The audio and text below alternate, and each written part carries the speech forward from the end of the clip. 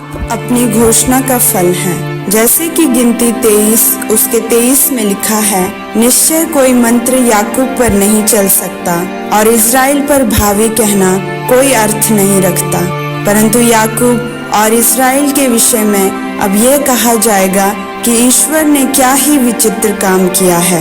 मेरे प्रियो, अगर हम बाइबल में देखें तो लिखा है कि याकूब के घराने पर कोई मंत्र काम नहीं कर सकता, यानी परमेश्वर के लोगों पर कोई जादू टोना काम नहीं कर सकता, क्योंकि यह परमेश्वर का अपने लोगों से वायदा है। लेकिन मसीही होने के बावजूद भी कुछ लोगों की जिंदगी में आज भी दुष्ट आत्माओं के अटैक होते हैं, क्योंकि वह वचन में से होकर प्रार्थना नहीं करते और घोषणा नहीं करते, इसलिए परमेश्वर उनकी जिंदगी में काम नहीं करता।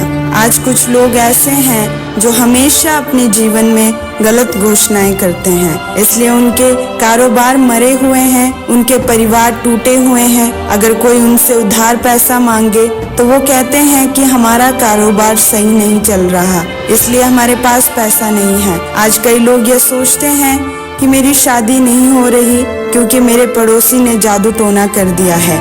क्या आप जानते हैं कि आप अपनी घोषणाओं के फल हैं? बाइबल में परमेश्वर ने कहा कि मैंने तुम्हें सांपों और बिच्छुओं को रौंदने का और शत्रु की सारी सामर्थ्य पर अधिकार दिया है और किसी वस्तु से तुम्हें कुछ हानि ना होगी।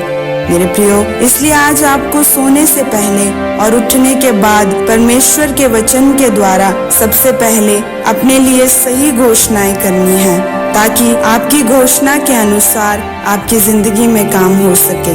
याद रखें, जब आप बाइबल को पढ़ें तो हमेशा उसमें से उन वचनों को नोट कर ले जो आपके जीवन की परिस्थितियों से मिलते जुलते हों, और हर रोज उन वचनों को अपने जीवन पर घोषित करें। जब आप रोज रोज उन वचनों का अंगीकार करेंगे तो परमेश्वर आपकी घोषणा का फल देगा। जब हम दूसरा राजाओं 4 उसके 26 आयत को पढ़ते हैं तो लिखा है कि जब शुनेमिन स्त्री का बेटा मर गया था और जब वह एलीशा से मिलने गई तो रास्ते में गेजी ने उससे पूछा, क्या सब कुछ कुशल से है? तब उस शुनेमिन स्त्री ने कहा कि हाँ, सब कुछ कुशल से है। अपने बेटे के मरने के बाद भी उसने उसके लिए सही घोषणा की और उसकी इसी घोषणा के अनुसार परमेश्वर ने अपने दास के द्वारा उसके मरे बेटे को जीवित किया। इसलिए आपको भी परमेश्वर के वचनों के अनुसार अपने लिए सही घोषणाएं करनी है, ताकि आपके जीवन में जो कुछ भी मरा हुआ है